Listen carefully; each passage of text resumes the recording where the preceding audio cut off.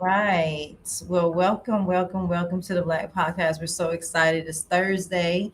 We all look forward to Thursday because we know that we're going to be on and we get a chance to speak to our special guests that we have and lined up. And what an amazing man. I look forward to hearing his story.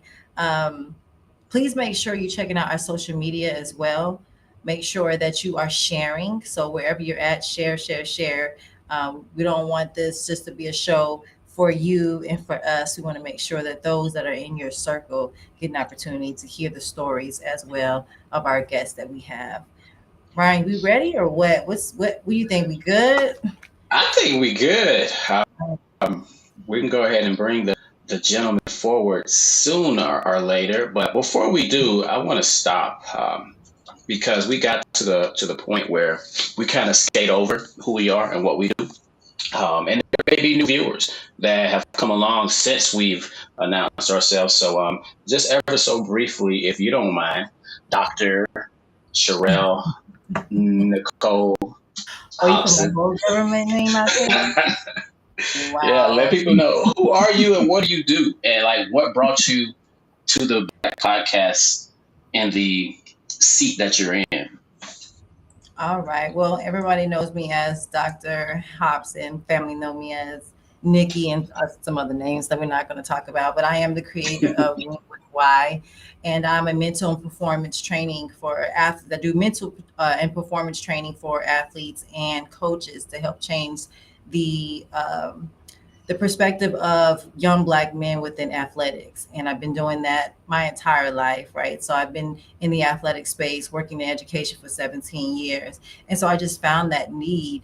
And through conversations that we've had in the past, that there's a real need with our young black men, especially those who are involved in athletics. What are the skills and the trainings that we're showing to them and giving? What are the tools that we're giving to them that they're able to be productive outside of athletics, whether they're graduating to go on to bigger and better things or go get a job or just start their own business? Are they prepared to do that? And so I created a program where I help not only prepare the athletes for that next level, but for the coaches, staff, educators, administrators as well. Been doing that for several years.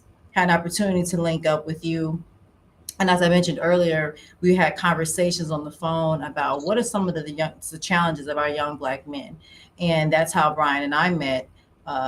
Through his background, we realized that there were some common challenges that our young men are going through, have been going through, and are still going through. And so that's why we created this Black podcast because we realized that the conversation had to graduate outside of our telephone onto a platform where we're able to speak to the masses. So, is that good for you? Would you like my social security? Not just your My, passport, since you put my government man. name. Government name and all. Nah, just want to make sure some people know who they ain't messing with no lightweights over here. So, No, definitely doing so that. yeah, I mean, when it comes to myself, I haven't quite got to the doctorate stage yet. I started the process, but I haven't completed it yet. Brian A. Street, MSW. MSW stands for Master of Social Work, where I emphasize in administration and empowerment to go out and really start helping develop and grow various different nonprofit, for-profit, social enterprises that serve a social need. So helping people make money while making a difference at the same time. I do a whole lot of training in the entrepreneurial space, lots of trainings and collaborations with universities, high schools, so on and so forth. I've gotten really deep into the financial education space, whereas I lead more in the financial behavior space, where a lot of people are emotional spenders and they don't realize how much money they're spending on certain areas or on certain things until you actually do a deep dive into their finances and help them analyze it and realize that a lot of the issues that are going on in their life is because of their lack of discipline when it comes to spending in certain areas. And it teeters into other dimensions of your life. So if you can't keep your finances in order, eventually your job or your how you make your money is going to start to ravel apart. Eventually The person who you may be in a relationship with, they're going to feel some sort of way because you ain't got your money right. So your relationship is rattling apart.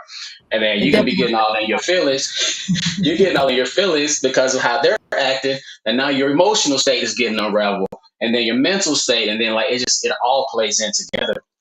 So working in the social work and psychology space, we see so many different social and psychological issues that are taking place. But if people had their money right, they could take care of a lot of those issues and have those reconciled. Uh, but that's neither here nor there. So if you need somebody to Today we're borrow gonna. money from, call Brian What H. is Street. that? I said if they need some money to borrow some money from someone, they can call Brian H. Street because he has bread. Okay. Hey, I'm gonna let her say that. I didn't say that, but let's just say I know people who know people that know how to get things. Anyway, so I look forward to hearing what this gentleman that we've got on with us today had to share with us because, as they say, it takes a village.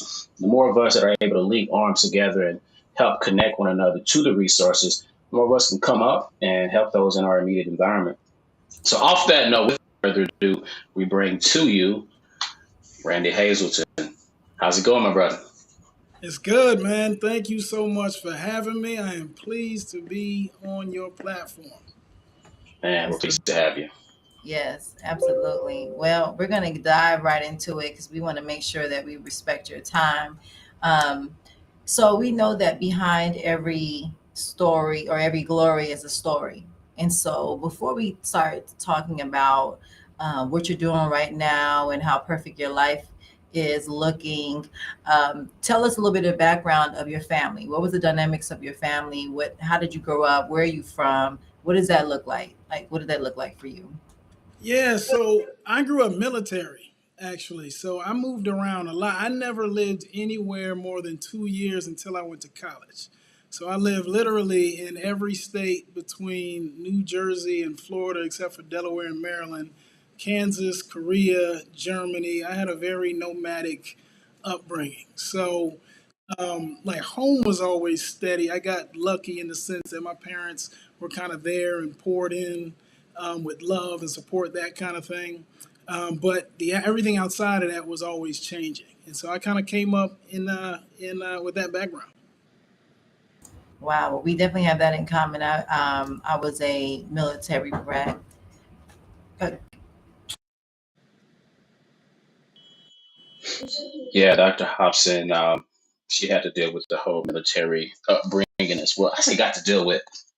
I mean, there was a lot of greatness in being in the military space. I'm not going to go too deep into it, but I'm sure you can relate when it comes to how part of it forms a core of who you are. Because I remember I took JROTC in high school, Yeah, and I think back and just some of the principles and leadership skills that I learned, I carry with me to this day. Like literally how I carry myself, so on and so forth. I'm asked on a regular basis, like, "Are you military?" So on and so forth. Especially when I'm clean shaved, "Are you military?" I'm like, "Nah, I've never been in the military," but I can see why you would assume that. But I myself, I actually didn't have any military upbringing outside of that JROTC. But one thing that you tend to see, one of my primary, I wouldn't say primary, but one of my more recent business partners, we actually work in the real estate space together. Um, he is current military. He's been in for, I want to say, about 11 years now. okay. Um, he's U.S. Army. And I remember when we had our first conversation, just like really like brother to brother conversation, like this is what's going on with life. This is what I want out of life. This is why I do what I do. There was so many different times throughout the years of me being in the business space where I'm looking for partners, like I'm looking for somebody to to link arms with, but nobody was on my level as far as like mental capacity and just that desire to go get. And I'm listening to this dude, I'm like, man, where you been at my whole life? I've been needing a business partner like this because you're a no BS type of guy. Like you stand on your morals and your principles, and I've seen how it's been able to help you, lead the life that you've been able to lead. And it's a story for another day, but he's been able to do some huge things since he was deployed 2021 no 2022 no 2020 through 2021. he was deployed, and since he came back, was able to do some phenomenal things. So, if you don't mind, just kind of give us some of like what has life, just looking at that military background.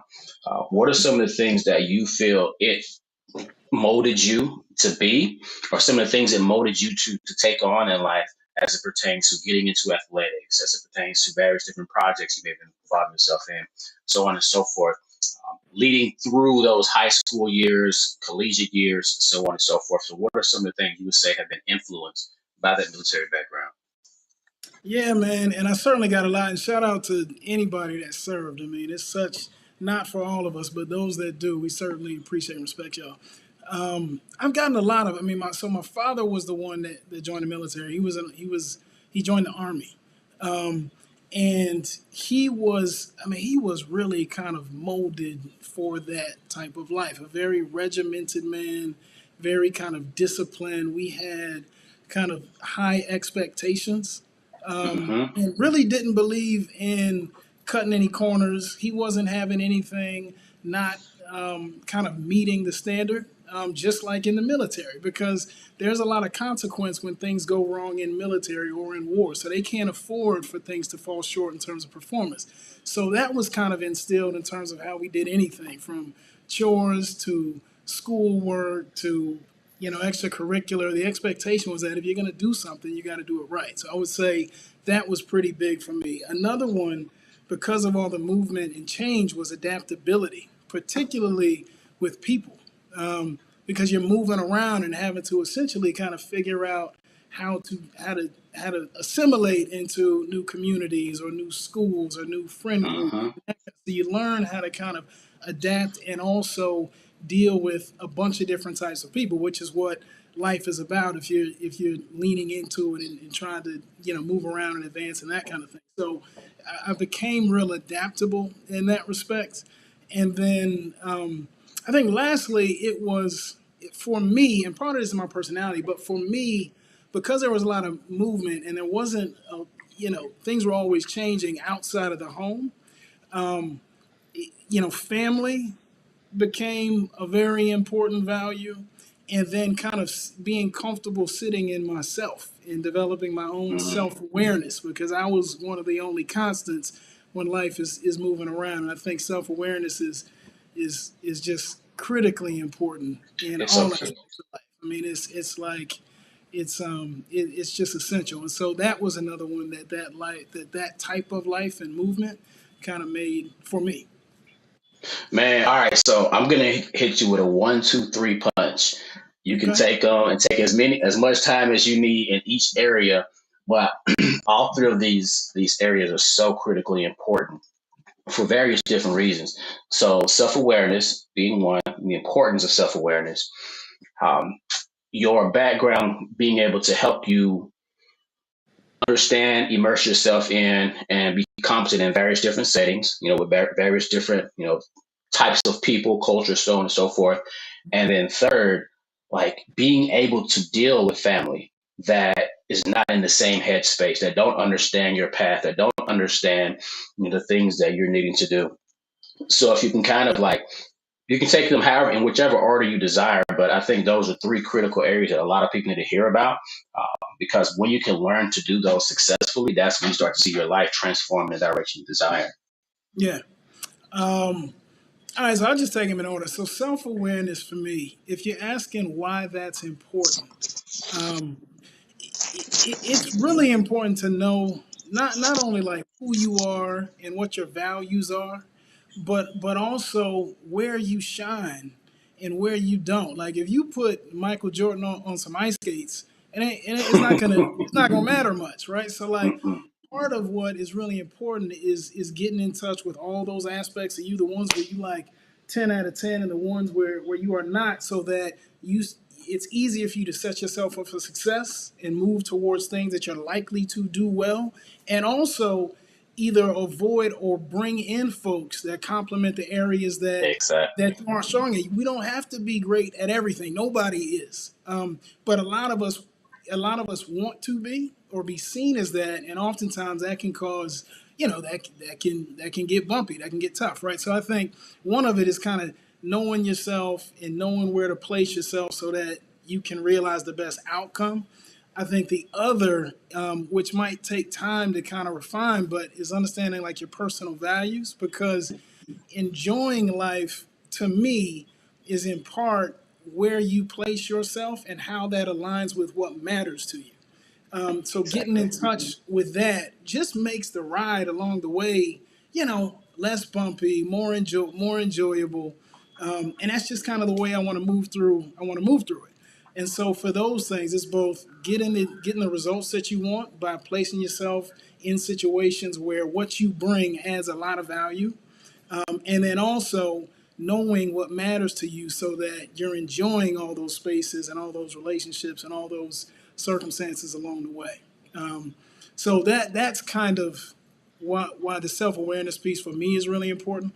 In terms of adaptability, I mean, it's work like life for me is like it's people like outside of the self and your relationship with God and all of that. I mean, you did whether it's family, whether it's friends, whether it's employees, whether it's neighbors, whether it's the person you bump into crossing the road. I mean, you're dealing with people, and I've found I have because my upbringing made for me having to move through a bunch of different types of folks and community, and being able to see range in that regard. Coming across people that may be different from me isn't as disruptive for me. It isn't as because I was exposed to that. But I also think it's the same. It makes you be able to move through different circumstances where you're dealing with people that think differently than you, that have different values than you, that have different upbringings than you. It makes space for that, so that everything outside of what you are used to isn't doesn't feel as awkward or might be as disruptive. And until you just learn a lot. I mean, you just learn a lot from things that are different from you. And I'm a curious type guy, so I enjoy being surrounded by things that are different than me because I always gain from that. So I just think it's kind of a gainful way to kind of move through life. And then the last one, family. You talked about how do you deal with family that doesn't kind of see things how you see it. I just cut them off. No, I'm just playing. I mean, so what I don't compromise on are my values, right? Yeah. So some folks like I love all of my family. I love all of the people that have like left an imprint on me. I've learned, over time, some people you gotta love from a little from distance. From a You gotta love distance. Yeah. from more distance sometimes.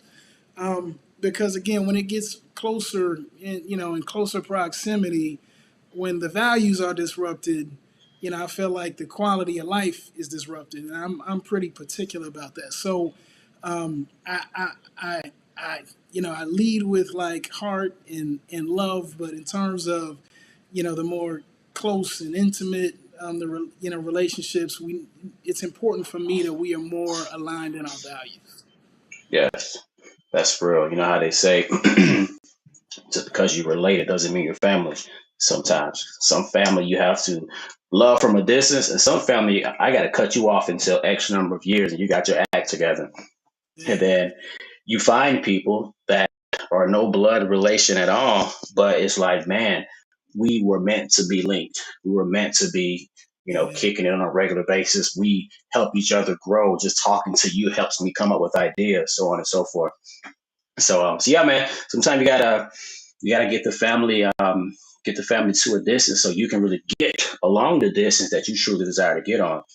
yeah, So, so what I want to kind of shift into, so going, we'll say, leaving out of the high school ranks, going into the collegiate ranks, like what were some of the things that you had a desire to jump into as opposed to what you ended up in? Because, as you know, as a child, we have all these ambitions. There's all these things that we're going to do, we're going to be whenever we grow up. But then the real world hits us and life hits us, and people who didn't accomplish their dreams hit us and tell us that we can't do it because they couldn't do it. Sometimes we internalize that and we say, you know what, maybe I should go this easy route that he says is most beneficial. And the other time, like, to hell with you. Like, I'm gonna do me. And if I run into the wall, I run into the wall. So, kind of share with us, like, what was that transition like for you? Obviously, you saw the leadership, and it helped develop who you were based off of, the father that you had. So, kind of tell us what that transition was for you, and and the importance of taking a certain perspective. Because I got a feeling that I know a little bit of what you're going to share, but kind of the importance of taking a certain perspective when desiring to go to certain links in life. Yeah, I mean, so if we're talking about for me from high school to college, it wasn't it wasn't that I mean, my parents were the parents that are like, I don't care what you do, but you going to college. I Yeah. don't care about nothing that's gonna happen. So it just felt like an inevitability. It almost felt like an extension of high school in a sense, because I always knew what came after 12th grade was freshman year.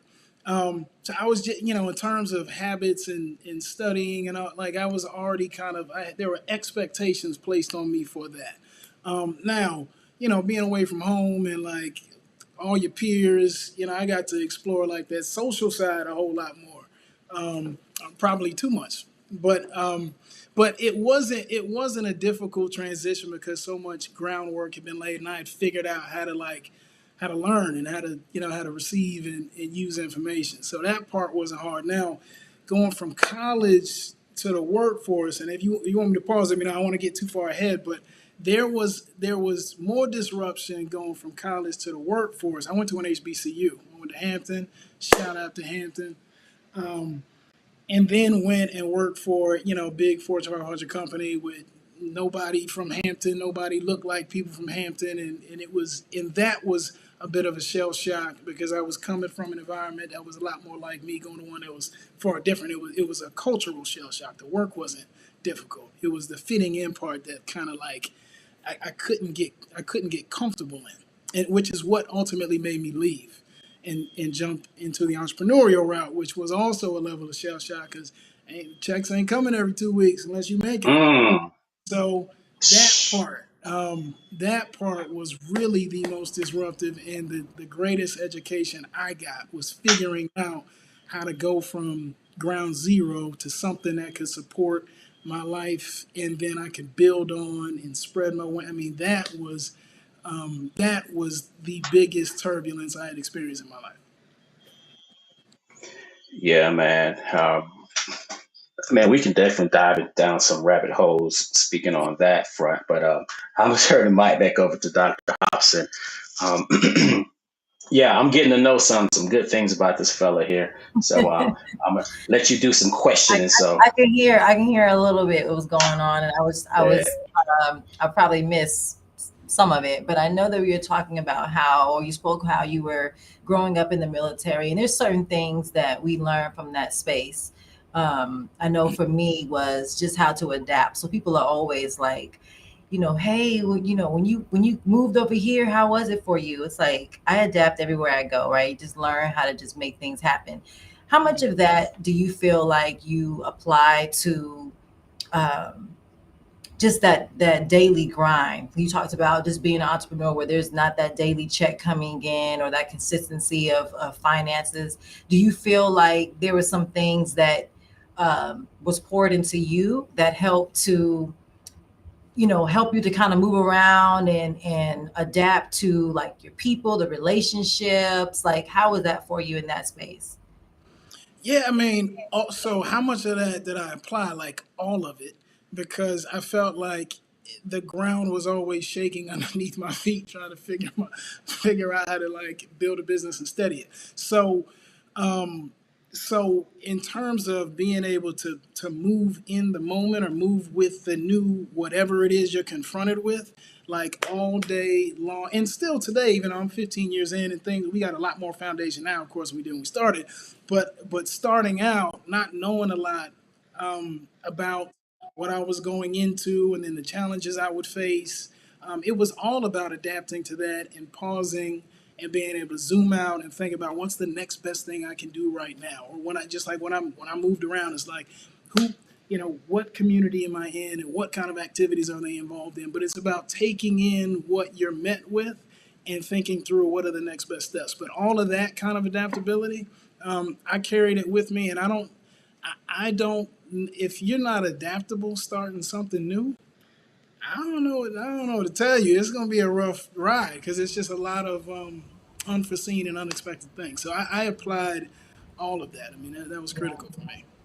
Absolutely. So, how long did it take you? Like, did you know? And I don't know if you guys already spoke on this, but just when did you know? Like, this is me. Like, I've tried this, I've tried that, I've done this, I've done that. Like, how did you know what your deal was? Like, this I know I'm supposed to be doing.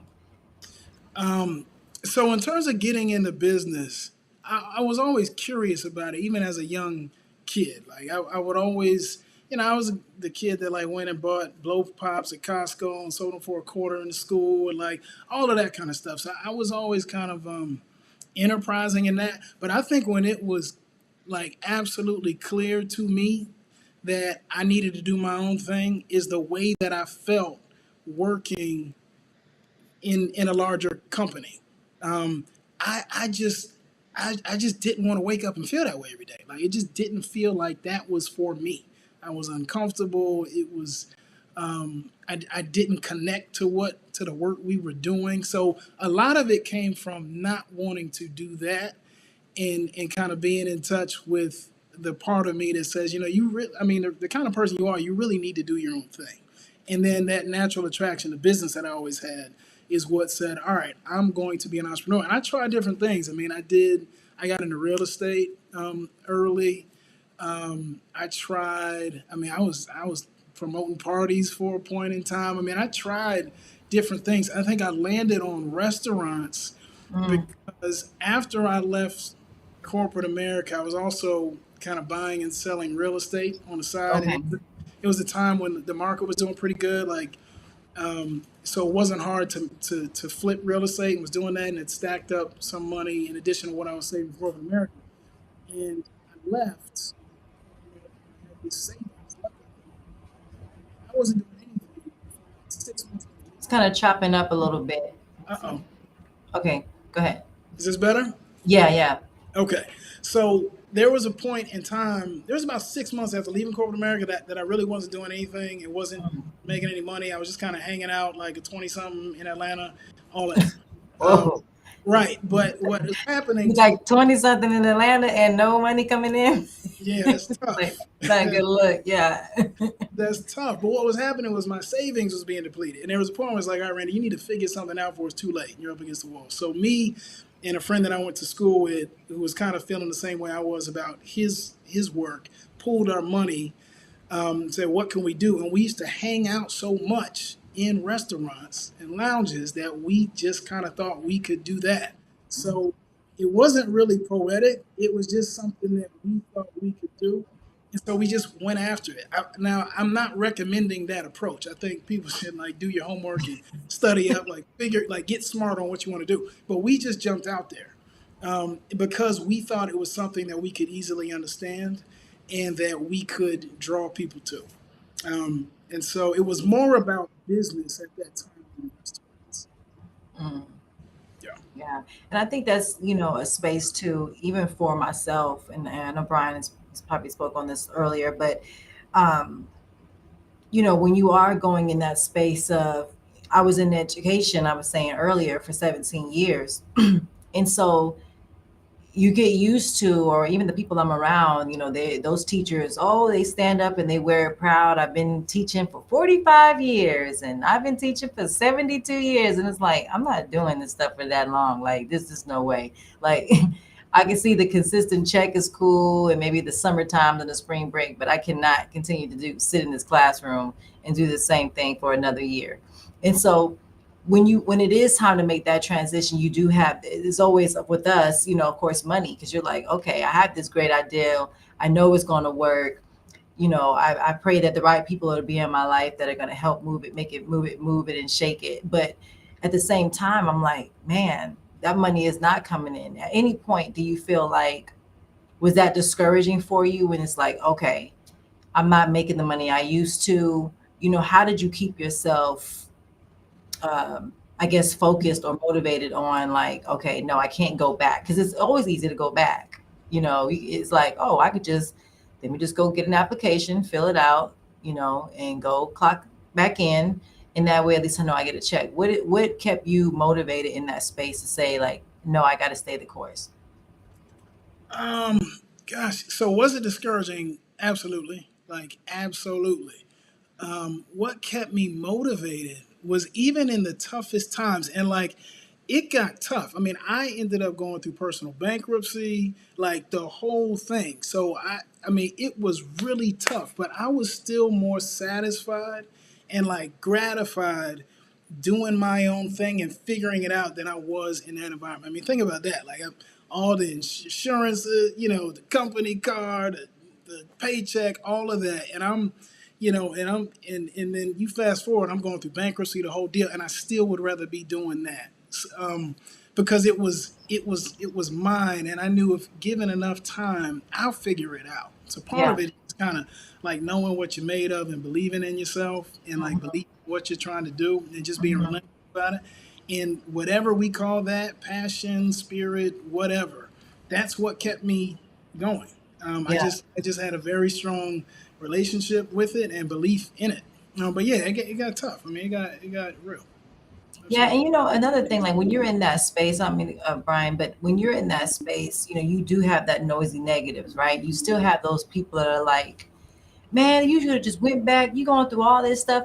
But when you talk about your peace of mind, Yeah. it's like to hear you say, I would rather go through the bankruptcy. I would rather go through, maybe my credit gonna be Oh, messed up Yeah. for oh, that word. oh, It's gonna be jacked up, but I can build it up because you think about, everybody didn't have great credit. At some point, their stuff was messed up and they had to build it back up.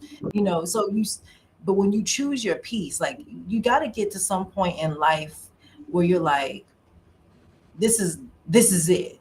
So if it takes, if it means that I have to be up a little bit later, if this means that I got to cut back on, well, I'm not cut back on getting my lashes and stuff done, but if I had to, I'm willing to make those sacrifices. I mean, you gotta at least let a girl have some lashes and some nails. I mean, I ain't gotta look broke, but we have to make sure that it, at some point in your life you have to choose you, right, your peace, because we can always go back to what's familiar, but it's never going to give you that satisfaction of you saying that this is mine, this is a legacy, this is something that I can say I can continue and I can grow upon. And then even when you're going on that journey, you learn so much about yourself, the things that you thought that you needed or wanted, those desires change. And so I just really respect your move, because a lot of people don't have it in them to do that. They are like, oh no, this is getting too bad, let yeah. me go back. So choosing you and your peace is what this community needs, right? They need to know that uh, some things don't happen overnight. It's going to may take some time. As a little process. It's some growing pains. You got to go through some seasons. It's just like, when the sun is shining, everything grow. And then when it may burn up a little bit, but when the rain come, it'll replenish, it'll grow again. And so we have to know that it's a process. And right now in our community, it's like, if something's not working within, as soon as you start, it's like, man, this is not working. You know, I got to go do something else. It's like, bro, you haven't given it a chance yet. But that's why if you don't have it in you to do that, it's important to surround yourself around people that do help. I know even with like Brian and I, as we started to build, our program, I was like, man, I'm ready to launch it today. Let's open the door. Let's build a building. Let's make it happen. And he's more of the, well, it's a process. And I'm like, well, how long the process is going to take? And so you have to have you have to have that good balance, right? And I think that that's important. So for you to have that is a great skill. Nah, I appreciate that. And let me say this too, because everything is not for everybody. So I'm not trying to like doodle on people that choose a different route. It's getting back to the question you asked me about before, which is like self awareness. You got to know what's in you, and I knew that was not. And that's what that was. I mean, there's plenty of times though my mother wished it was because She just wanted to make sure her baby had insurance and, you know, all the creature comforts and all that. But I just knew that wasn't in me. But I think if it is, then that's the route for you. But that is a very personal thing. There is no right and wrong, in my opinion, in figuring out what path you want to take to support yourself and your family. It's just knowing that the path is for you. Man, like, and that's why I unmuted myself just a minute ago, because self awareness is the key. Like, you Right. got to know who you are. That's Because it. I tell you, when I was my last time holding a full time W-2 9 to 5 traditional job was when I left Miami in 2015. Yeah. And I absolutely love my job. I can be a great employee. Yeah, I can be a great employee, but it's the it's the little things of, well, you can't go to lunch until this time, or you can't take up, like, those little things. And then somebody looking over my shoulder every so many hours, have you finished it? No, like, let me do me. And eventually it got to where I had that flexibility and I was pretty much like an entrepreneur. Whereas now she knows that I'm on this show and she gonna call my phone, my daughter. Uh, so, like, it got to a point where I pretty much I would come in the office maybe like 9:30, 10 o'clock in the mornings, and I just leave whenever I need to leave because they knew I would take care of business. So a lot of people have it to where they can get to that place in a traditional setting, and I could have stayed there and been fine. I love my job, but Mm-hmm. it was the things that they didn't allow me to do. I'm like, if we tweak this over here, we can help these people so much more. If we get rid of this, we could cut on so many expenses. But they didn't want to listen. So I said, you know what? I gotta go. I can't stay stuck in this environment knowing that I could do more, but you're not allowing me to do more. So when I left and came back to Mississippi, I said, I'm not going back to sit in the office like full time at least. Now I've taken on some part time gigs here and there, not necessarily in an office, but like virtually remote, so forth. And I was at a training 2018, I believe. A partner of mine, he he asked a question. So we had entrepreneurs and people who wanted to be entrepreneurs, and he asked, like, really, like, no BSing, keeping it 100% real, based off of your results, not off of what you think you can do, but off of the results that you've brought. How many people in here truly, genuinely, authentically believe that they're an entrepreneur? Before you raise your hand, it's okay. We ain't gonna doo doo on you. It's okay. Yeah. Everybody's not meant to be an entrepreneur. Yeah. So a few people raised their hand, and he's like, are you sure? So you want to do X, Y, and Z, sacrifice X, Y, and Z. And slowly but surely, people start putting their hands down. Yeah. And then he asked, so who, after hearing all those things that it takes to be a successful entrepreneur, who thinks that they're really meant to be an employee? And there's nothing wrong with, you just got to find your lane. Yeah. And a lot more hands went up than earlier. And then he asked, now who feels like they're a hybrid? And a lot of people are like, hold up, I think I can do the whole hybrid thing. Because a lot of people, they have what it takes to be partially entrepreneur because they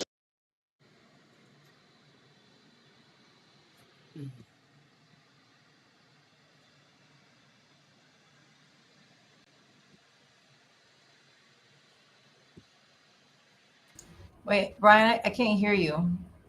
Yeah. I lost audio. Brian, can't hear you. It looks good though. Whatever you're talking about, it looks. That look like some of that stuff. I want Yeah, that. I'm like, can we? We can't hear you. what You did was I cut out? the devil is a lie. He was like, no, no, no, no. I don't want him to hear this Er, because your hands was moving. I was like, And dang. talking about the hybrid piece. Yeah, and then it stopped. So, how was your experience too in HBCU? Like, how was that for you? Was it? It was the best time I ever had in my life. You kidding me? It was amazing. I'm it sure. was Outside of all right. that, so much fun. Um, What did I cut out at? hybrid. Hybrid. Yeah. Well, yeah, there's some people who can go into the office from 12 to 4, but you know, I can't just do only this. So before I go in the morning, after I come home in the evening, I got this little corporation I'm running, a little LLC, you know, a little something, something. But I'm not doing the whole thing. I'm not HR. I'm not marketing. I got my marketing person. I got my HR person, so on and so forth. But this creative piece right here, that's my baby. And they go in on that creative piece, and that's where their income comes. So they learn that, you know what, I can do both. But one of the things that Jim Rohn, I'm not sure if you're familiar with him. Absolutely. Yeah. Yeah,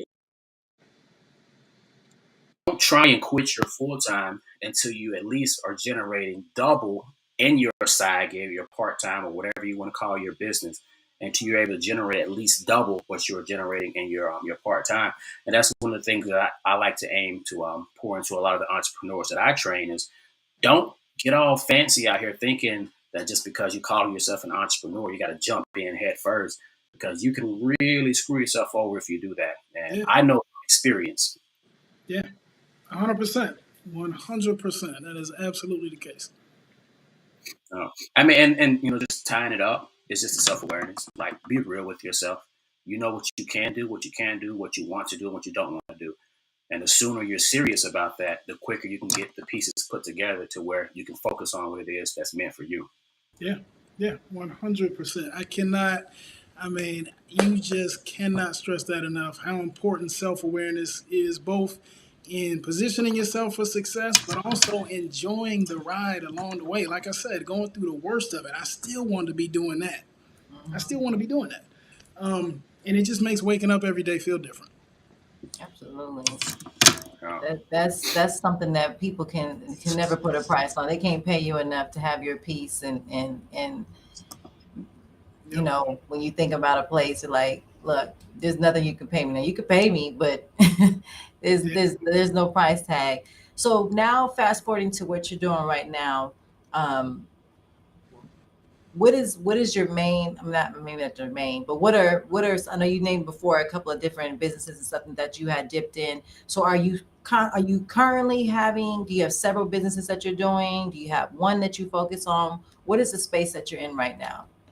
Yeah, so restaurants, particularly franchises, that's what I do for a living. I mean, that is, my 9 to 5, if you will. And so that is my focus, and I do that, every day with a great team, and we've grown to um, about 18 units across 3 states.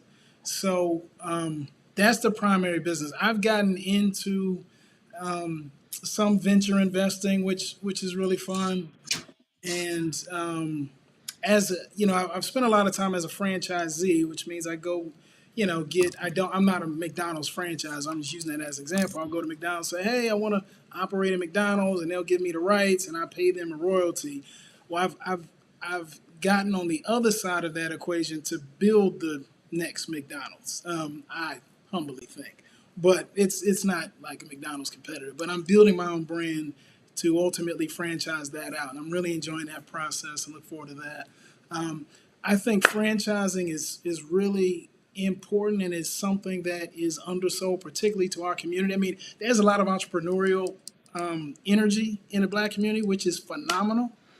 I think what people don't recognize, what enough of it, I certainly didn't, because my first restaurant I built from scratch, like a lot of folks, is that the failure rate for startups, just from your own brainchild, is like 65%, where the success rate for franchises is 90%, because these are businesses that have been proven, that have been refined, that have brand recognition, all that kind of stuff. So I've started building out courses to share that with people, so that more of us can understand how to get into franchising. So those are some of the things that are occupying my time professionally. But it's the food business and franchise business. That's what I do, but full time. But again, I've gotten into some venture investing, and now concept development for a franchise concept that I'm gonna take forward, and then franchise curriculum that I'm hoping can help accelerate people's path to business ownership. so I'm over here scratching my head a little bit. You're gonna have to send me an NDA, and I'm gonna have to pick your brain a little bit because, Yeah, man, what you talking right now, it's so much of what we need to hear because when it comes to investing, just in general, people get intimidated. And because they hear the big and bold investing that people have to throw tens of thousands of dollars, hundreds of thousands to even get started, but then they don't learn about the franchisee type of models. Yeah. A partner and I, we put on a conference every year called the Wealth Explosion down in Miami, and had a couple that came in that pretty much does a franchisee version of Airbnb. Whereas a lot of people assume that they have to own a property to be able to Airbnb it out, but you don't have to. There's ways you can go and sublease, like so on and so forth. Different ways to get into the investing space without having to come up with all the money up front. Mhm. So, like, just it's so important for people to know that the barrier of entry when it comes to investing can be very low, but don't go in at the low market if you're just going to play around. Go in and get serious so you can start to scale and be able to play the big boys game, so to say. So, just listening to you mention that, because I've been in the commercial investment space for right at a year or so now, and a partner of mine, the guy that I mentioned earlier about the military and real estate space, he and I are looking to build out this platform to where we allow partners to come in and pretty much own their own their own shares of or percentages of shares for certain investment platforms. But I'm really wanting to take it to another level because I've been exposed to so many tricks to the trade that me out of South Mississippi, you don't hear about people becoming real estate investors. You don't hear about people saving money long enough to do anything with it, let alone becoming a real estate investor. But since I've been connected with people all across the nation, all across the world, people who are very successful in the investment space, why not me? Why not here? Yeah. And one of the things that you mentioned was starting with the McDonald's franchise model, but then going out and building your own. There's a partner, a business partner of mine that lives in Canada actually, Mhm. and he was able to save up money. His dad matched it when he graduated, and he purchased his first franchise. But then turnover profit, and he said, you know what? I like this, but what I like better is let me buy the real estate that the franchise is on. So just listening to you kind of made me think about that. Like it's the ball field is so wide when it comes to the investment space, but you gotta listen and learn, put your foot in the water and go for it. And it seems like you dove right in. Yeah, man. But no, what you're saying is so, I mean, it's so spot on.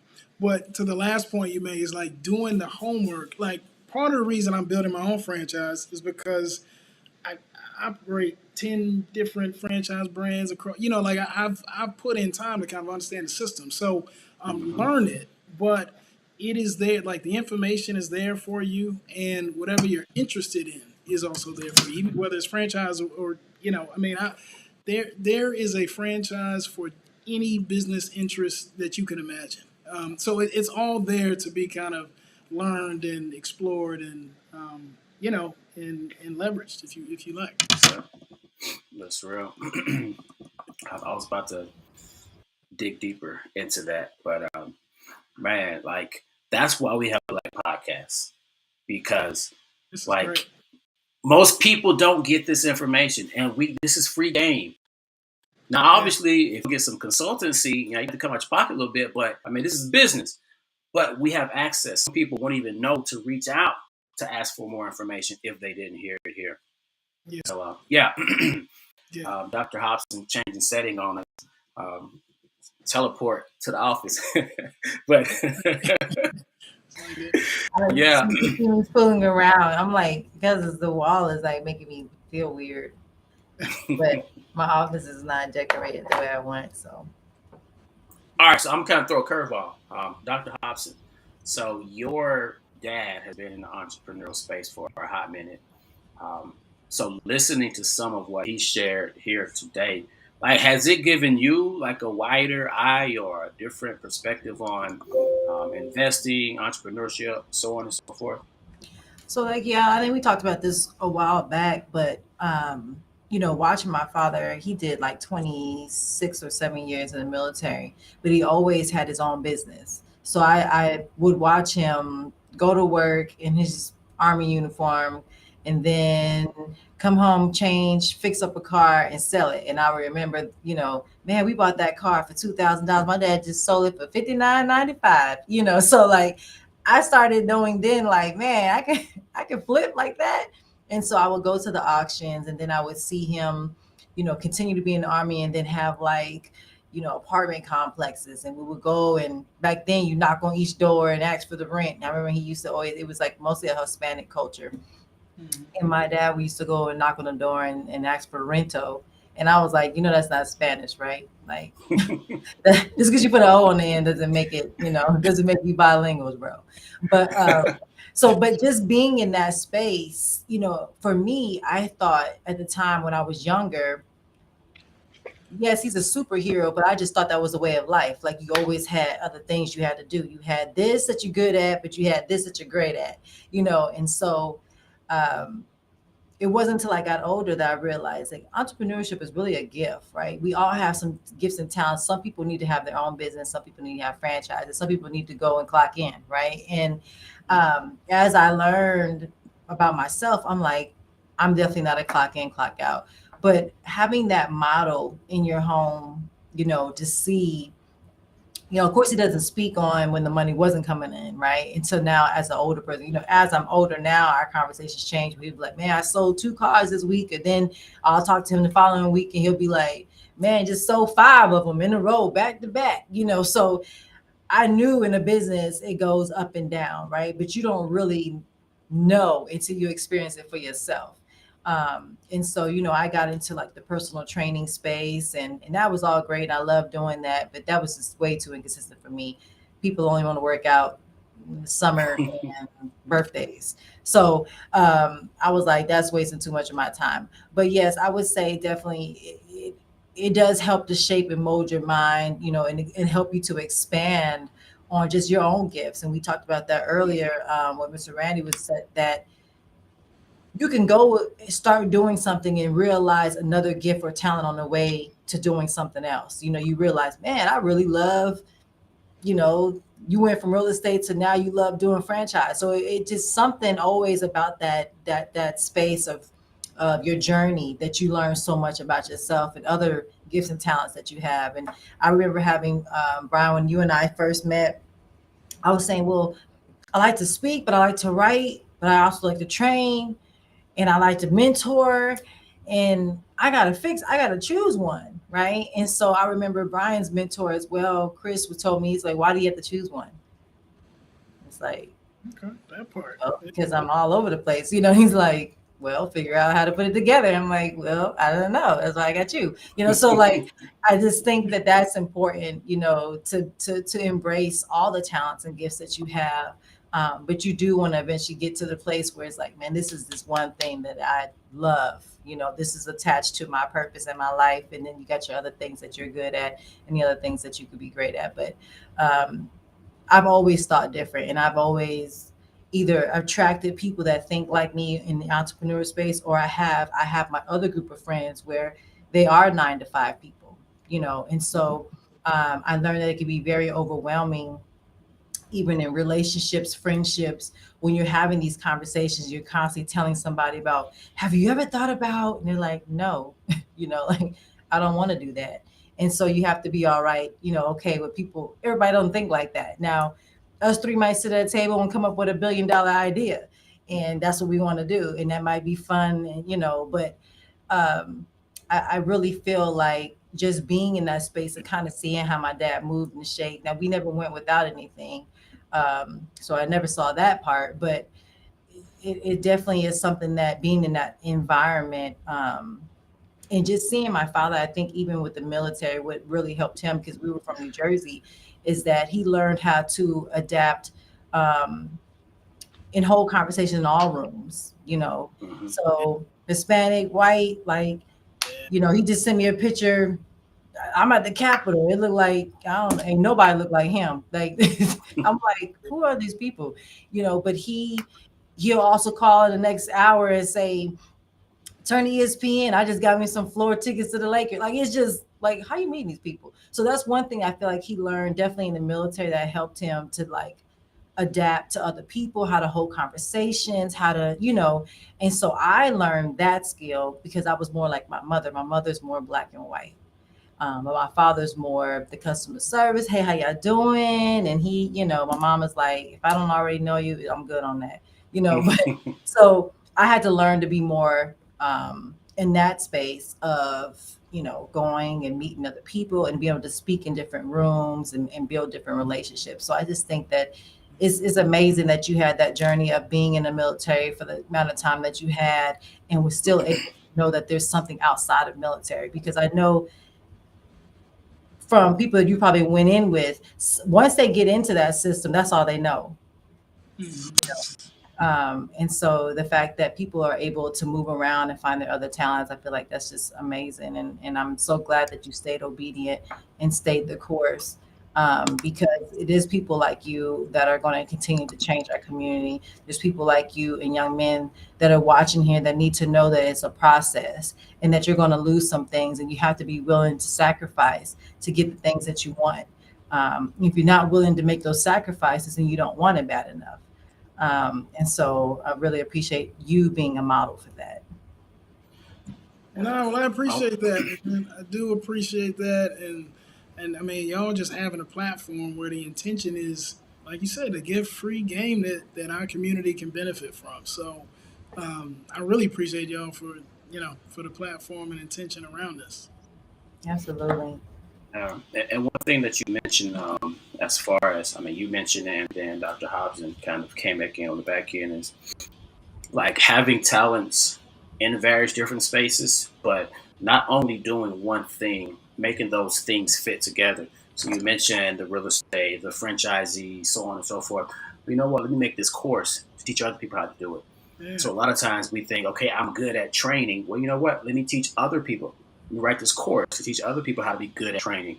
Because a Mhm. lot of the, especially in today's day, a lot of the most successful, like quick success entrepreneurs, they're making most of their money training people on the way that they became successful. Like that's where their courses, yeah, and that takes it, like you were saying, Dr. Hobson, the training face to face, it took up so much of your time. But if you set aside, you know what, I'm going to write this, put together this course on how to become an elite trainer, you're pulling in three, four, five, 10 times as much just selling that course than you are, doing it. And a lot of these people, they don't even do those things anymore. Their money is coming in from that residual, from that course that they put together. So yeah, it just makes me, just speak to those people. Maybe you are a stellar employee. hmm Write a course on how to be a stellar employee, and there's your entrepreneurial venture right there. yeah, So, like, don't let everything be separate. If you love writing, I love writing. Let me write about the fact that I'm the best trainer. If I love speaking, let me go and speak about the fact this is what you need to do to become yeah. the best in the real estate space. So I'm glad that you mentioned that, because a lot of people just sleep on all those extra sources of income because they're focusing on just that linear. Yeah, and let me say this too, but it's important too. Is like pulling from what is already in you and Mm-hmm. offering that up because there's a lot of value of what's already in you, like certain of it if you take the time to kind of dig at it. But also take the courses. Like I went from in my 20s figuring out how to get to like hundreds of thousands of dollars in cash in my bank account to being bankrupt and absorbing a lot of debt. And had I Mm-hmm. taken a course that may have cost me, I don't know, hundreds or a thousand or whatever, if I came across a me then, that probably would have never happened. And I probably would be a lot further now than I am. And Yeah. so also like, I mean, there's a lot of value in, I mean, information activated is really valuable. So inform yourself because Yes. if I had enough sense to do that, then my story would have been, it wouldn't have included some of the stuff that I went through, which I'm grateful for. You learn from it, but it can be done better. So Yeah. Yeah. go ahead and arm yourself. Self education Yeah, is man. key. Yeah. And there's no better lesson than a bad one. How about that? Yeah, Now, if you keep making it say, you be like, yeah, okay, now you just not paying attention. yeah. But I tell you, those kind of lessons are way more expensive than these. Oh yeah, Yeah, I yeah, mean, those yes, kind of mistakes are expensive. But yeah, all for things learn from. For sure. So where can we find you? Where do people need to go to if they said, you know what, I need to see if this is a possibility for me. And then what other sort services that you provide. So let us know what services you provide and then where people can find you so we can make sure our audience knows. Yeah, unfortunately, I think I was talking. We were talking about this before we went live about how I am on the short bus when it comes to social media. I'm working on it. You know, I got some people helping me, but so I'm working on that. But for IG, it's just Randy Hazelton, at Randy Hazelton. I've started a page called The Real Mr. Franchise. You can find it at The Real Mr. Franchise. Um, and and also the realmrfranchise.com. So that kind of information will become available on those platforms. And Okay. don't judge me when you go to my sites. They are in Too development. late. No, just kidding. They're coming. I'm just kidding. I'm just kidding. I have not looked at. I don't need to be looking at nobody's stuff. The way mine's is. I need, anyways. But okay, so we'll make sure. And then also, you're great on communicating through LinkedIn. I know that people you are on there. So if somebody wants to inquire about something, they can just hit you up, and you can shoot over some information to them. But we are just excited to have met you and hear your story, and we look forward to the future partnerships and collaborations that may come from this. But we want you to continue to stay the course because we know that this world needs more men, more Black men like you, who are doing something in a positive space, and you're serving. And that's what it's about. Life is about what can I give? What do I have that I can give to others? And when we all understand that concept, that your gift is not just for you, it's for others. And I thank you for being willing to not only start your business and you benefit from it, but you are here to help the community benefit from it as well. And so thank you for that.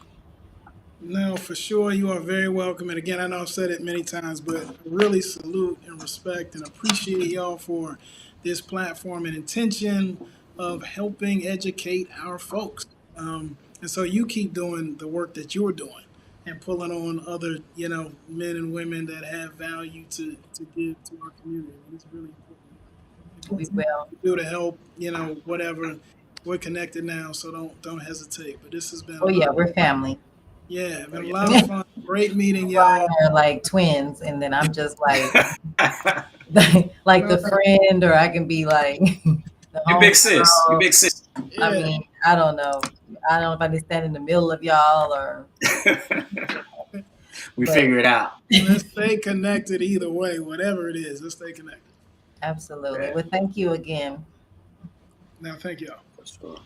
Yeah, so we'll put you backstage real quick, close out the show. Then we're gonna come out and close out with you. Then it'll be a wrap. Okay. All right.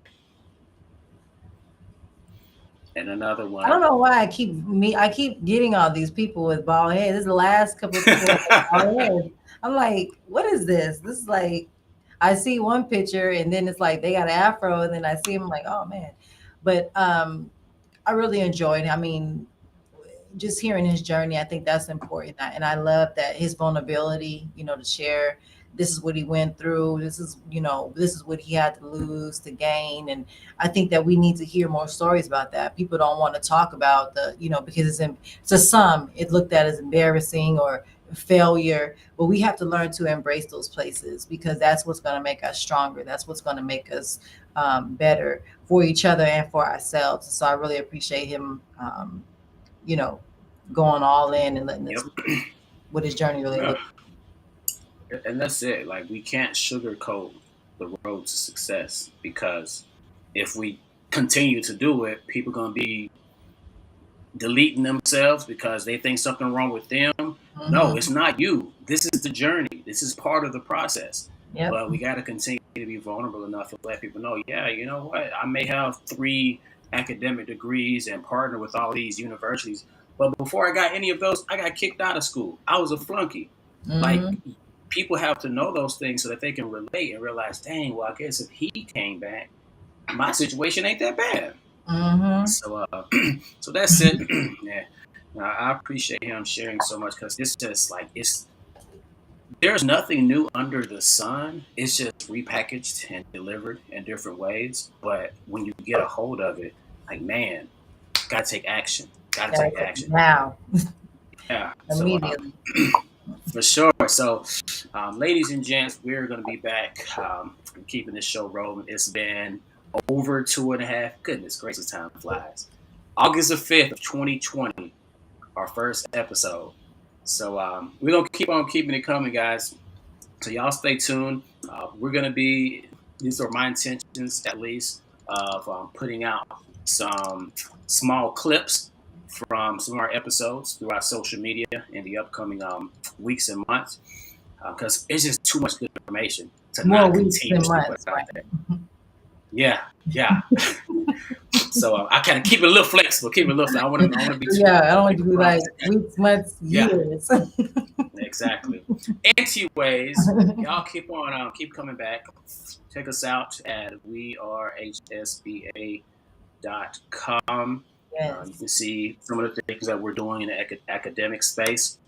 Reach out if you feel like you can add value to what we have to offer, or vice versa. Hey, we need these guys to come in and piece together something that we already got going. We're all about collaboration because that's how we're more impactful.